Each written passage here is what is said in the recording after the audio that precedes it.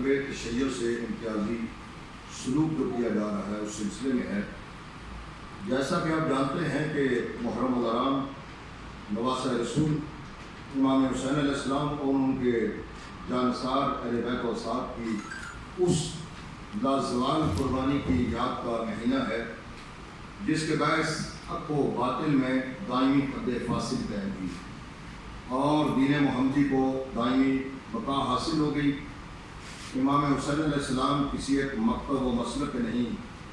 بلکہ اسلام اور انسانیت کے ہیرو ہیں۔ یہی وجہ ہے کہ ہر مکتبہ فکر اپنے اپنے انداز میں امام حسین علیہ السلام کی قربانی کی یاد بنا کر انہیں خراج تحسین پیش کر کے اکثر وابستگی اور باطل سے بیزاری کا اظہار کرتا ہے۔ یہ امر ویسے تشریف و صد افسوس ہے کہ وفاقی دارالحکومت اور بالخصوص صوبہ پنجاب میں ذکر امام حسین علیہ السلام یعنی عزاداری کے مجالس اور پرساداریوں کے انتظام و انصرام کے نام پر حکومتی انتظامیہ کے لیے ایسے متنازع قواعد و ضوابط سخت نافذ کیے گئے ہیں جن سے بانی پاکستان قائد اعظم محمد علی جناح کے ہم مکتب یعنی اہل تشیع کے مذہبی و بنیادی انسانی حقوق سلب ہو رہے ہیں، جبکہ آئین پاکستان کی بھی سری انقلاب ورزی ہو رہی ہے۔ فقط ایک مکتبہ فکر کی مذہبی عبادات کو نشانہ بنانے والی ان امتیازی پابندیوں سے اہل تشیع میں احساس محرومی اور شدید اضطراب پیدا ہو رہا ہے، جن میں سے چند امور یہ ہیں: نئی عزاداریوں بشمول چار دیواری کے اندر بھی مجالس عزا پر مطلق پابندی، بڑھتی ہوئی آبادی، پھیلتے ہوئے شہروں اور نئی آبادیوں کے قیام کے باوجود عزاداری امام حسین علیہ السلام کے کسی بھی نئے پروگرام کے انعقاد پر مکمل پابندی کی پالیسی عائد کی جا رہی ہے، یہاں تک کہ داریہ امام برگاہ کی چار دیواری کے اندر منعقد ہونے والی ذکر حسین کی نئی مجلس کو بھی انتظامیہ کے پیشگی اجازت نامہ سے مشروط کرتے ہوئے کہا گیا کہ کوئی بھی نئی مجلس کا انتظامیہ اس وقت تک نہیں کرنے دے گی جب تک اجازت نامہ نہیں ہوگا، اور دوسری طرف سے اجازت نامہ جاری کرنے سے بھی روک دیا گیا ہے، اور ایسی مجلس کا انعقاد کرنے والوں کے خلاف مقدمات قائم کیے جاتے ہیں، جبکہ ذکر حسین کی مجلس کے علاوہ دیگر ہر قسم کی مذہبی و غیر مذہبی، سیاسی و غیر سیاسی محفلوں، جلسے جلوسوں، مظاہروں اور ریلیوں کے نئے پروگرام اور اجتماعات کے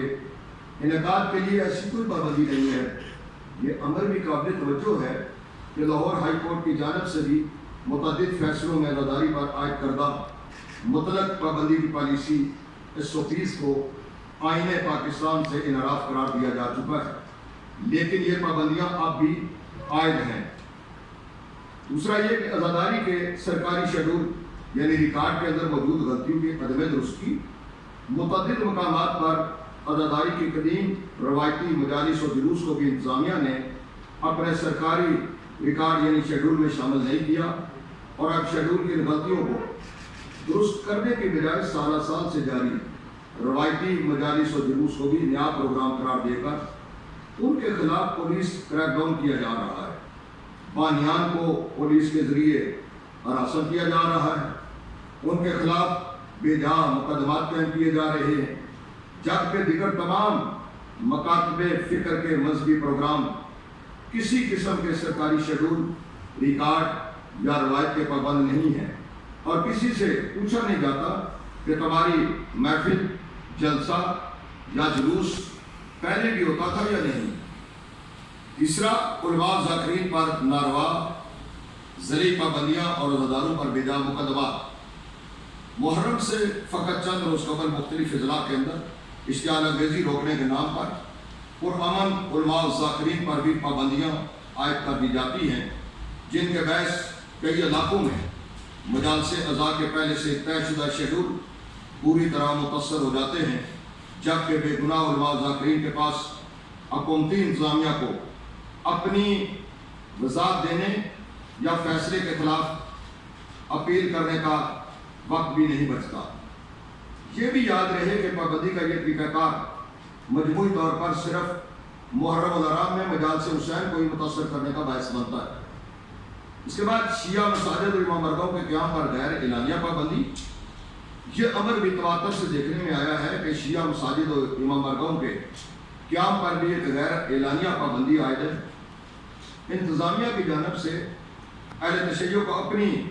ملکیت اور جائیداد پر مسجد اور امام برگاہ قائم کرنے کا اجازت نامہ جاری نہیں کیا جاتا۔ حوالے کے طور پر ہوم ڈپارٹمنٹ پنجاب کا ریکارڈ چیک کیا جا سکتا ہے، جو ایک مسلمہ اسلامی مکتبہ فکر کو اپنی عبادت گاہ کے حق سے محروم کرنے کے مترادف ہے۔ معزز ارباب صحافت، عزاداری حسین کی پرامن مجالس و پرساداریوں کو جرم بنا دینے والی حکومت کے غیر آئینی قواعد و ضوابط میں جگہ جگہ وطن عزیز پاکستان سے محبت کرنے والے پرامن شہریوں کو مجرموں کے پیارے بلا کھڑا کیا ہے۔ کہیں کوئی بے گناہ شہری ذکر حسین کی مجلس منعقد کرنے کی پاداش میں مقدمات اور قید و بند کی صورتیں برداشت کر رہا ہے، کہیں کسی بانیہ مجلس کو پولیس قبل از وقت تھانے بلا کر ڈرا دھمکا رہی ہے تاکہ وہ بچ سے ذاکر نکاح ہی نہ کرے، جبکہ ایسی مثالیں بھی موجود ہیں کہ جن میں مقدمات کے باوجود نواسہ رسول کا ذکر ترک نہ کرنے والے بانیان کو فورتھ شیڈول میں شامل کر کے دہشت گردوں کی فہرست میں شامل کر دیا گیا ہے۔ یہاں ہمارے ساتھ کچھ متاثرہ بانیان بھی موجود ہیں جن کے مجالس سے جلوسوں کو پولیس کریک ڈاؤن کا نشانہ بنا کر روکا گیا۔ الیکٹرانک میڈیا پرنٹ میڈیا سے وابستہ آپ برادران کے وسیلے سے حکومت کو درج ذیل مطالبات و تجاویز پیش کرنا چاہتے ہیں جو قابل عمل بھی ہیں اور ان پر عمل درآمد ملک و قوم کے بہترین مفاد میں بھی ہے۔ عزاداری ہر دور میں ظلم و بربریت اور خارجیت کے خلاف پرامن ترین احتجاج ہے جو ہماری عبادت اور تعلیمات محمد و آل محمد کے ابلاغ اور فروغ کا ذریعہ ہے، جس سے اسلام کے حقیقی پیغام امن و سلامتی اور اخوت و رواداری کی ترویج ہوتی ہے۔ یہی وجہ ہے کہ عزاداری کے مجالس میں جملہ مسالک و مکاتب اور یہاں تک کہ دیگر وظائف کے پیروکار بھی شریک ہوتے ہیں، لہذا عزاداری ذکر حسین کو جرم یا امن و امان کا مسئلہ بنا کر پیش کرنے کی غیر اسلامی روش ترک کی جائے۔ آئین پاکستان اور بنیادی انسانی حقوق کو مد نظر رکھتے ہوئے عزاداری کے نئے پروگراموں پر عائد یکسر پابندی کے خاتمے کا باقاعدہ نوٹیفکیشن جاری کر کے آئین کی خلاف ورزی کا سلسلہ بند کیا جائے۔ گھروں اور عبادت گاہوں کی چار دیواری کے اندر منعقد ہونے والی عزاداری اور پرساداری کے پیشگی اجازت نامہ یا NOC کی شرط ختم کر کے اسے متعلقہ تھانے میں فقط پیشگی اطلاع سے مشروط کیا جائے۔ عزاداری کے روایتی پروگراموں کے حوالے سے سرکاری ریکارڈ کی غلطیوں کی درستی کے احکامات صادر فرمائے جائیں۔ ہر سال محرم الحرام کے آغاز سے صرف چند روز قبل اشتعال انگیزی کو روکنے کے نام پر مختلف مکاتب فکر کے علماء و ذاکرین پر پابندی عائد کی جاتی ہے۔ ضلع بندی اور پابندی سے صرف شیعہ مجالس متاثر ہوتی ہے۔ یہ فہرستیں محرم سے کم از کم 2 مہینے قبل جاری کی جائیں تاکہ بے گناہ علماء و ذاکرین کے پاس پابندی کے خلاف اپیل کرنے کا وقت میسر ہو، جبکہ پہلے سے طے شدہ مجالس اعضاء کے شیڈول بھی متاثر نہ ہوں۔ اس ضمن میں بانیان مجالس کی ضمانت کو اہمیت دی جائے۔ شیعہ مساجد اور امام برگاہوں کے قیام پر عائد غیر اعلانیہ پابندی اور رکاوٹوں کا عملی طور پر خاتمہ کیا جائے اور قانون پر عمل درآمد یقینی بناتے ہوئے وفاقی دارالحکومت کے تمام سیکٹرز اور نئی وجود پانے والی ہاؤسنگ سوسائٹیز میں دیگر مکاتب فکر کی عبادت گاہوں کے ساتھ ساتھ شیعہ مساجد اور امام برگاہ کے لیے بھی پلاٹ مختص کیے جائیں۔ تحریک نفاذ فقہ جعفریہ اور حکومت پاکستان کے مابین 21 مئی 1985 کے معاہدے کے مطابق مکتب تشیع کو درپیش دیگر مسائل کے حل کے لیے حکومتی اور TNFJ کے عہدیداران پر مشتمل بااختیار کوآرڈینیشن کمیٹی قائم کی جائے۔ یہاں یہ باور کرانا ضروری سمجھتے ہیں کہ تحریک نفاذ فقہ جعفریہ نے ہمیشہ نظریہ پاکستان اور آئین پاکستان کے مطابق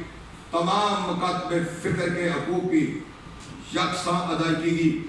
وکالت اور مطالبہ کیا ہے، کیونکہ یہی روش اس نظریہ اساسی کے تفویض کی ضمانت بھی ہے جس پر وطن عزیز پاکستان کی بنیادیں استادہ ہیں۔ لہذا مکتب تشیع سے امتیازی سلوک کے خاتمے کی درج بالا گزارشات اہل تشیع کے لیے کسی قسم کی اضافی سہولت کا تقاضا نہیں، بلکہ آئین پاکستان میں درج بنیادی حقوق کی بازیابی کا مطالبہ ہے، جس کی ادائیگی پر یقین رکھنا بلا تفریق مذہب و مسلک ہر محب وطن صاحب اختیار و اقتدار پر واجب ہے۔ ہم آج صدر پاکستان، وزیر اعظم Pakistan, chief justice of Pakistan اور آرمی چیف سمیت تمام محب وطن قوتوں کو باور کروانا ضروری سمجھتے ہیں کہ مکتب تشیع کسی کو بھی اپنی عبادات میں رکھنا اندازی کی اجازت نہیں دیتا۔ ہم اپنے گھروں میں ذکر اہل بیت کا انعقاد کرنے کے لیے کسی حکومتی اجازت نامہ کے پابند نہیں ہیں۔ ہم اپنی عبادات کے لیے فقط حکم خدا اور رسول کے پابند ہیں۔ ہم باور کروا دینا چاہتے ہیں کہ ہماری شرعی عزاداری پر عائد غیر آئینی پابندیوں کا مسئلہ حل نہ کیا گیا اگر قائد اعظم کے ہم مکتب اہل تشیع کی عبادات میں حکومتی انتظامیہ کے ذریعے رکھنا اندازی بند نہ کی گئی، اگر حسینیت پر پابندیاں لگا کر خارجیت اور ناسبیت کو فروغ دینے کی کوشش جاری رکھی گئی، پاکستان کو فرقہ وارانہ اسٹیٹ بنا کر نظریہ پاکستان کو سبوتاژ کرنے کا عمل جاری رکھا گیا، اگر کل عدم دہشت گرد جماعتوں کے عہدیداروں کو آزاد چھوڑ کر بے گناہ بانیان و عزاداروں کو فقط عزاداری کے انعقاد کی پاداش میں مقدمات میں پھنسانے اور فورس شیڈول میں شامل کرنے کا سلسلہ نہ روکا گیا تو وطن عزیز کا اسلامی تشخص مجروح ہو جائے گا،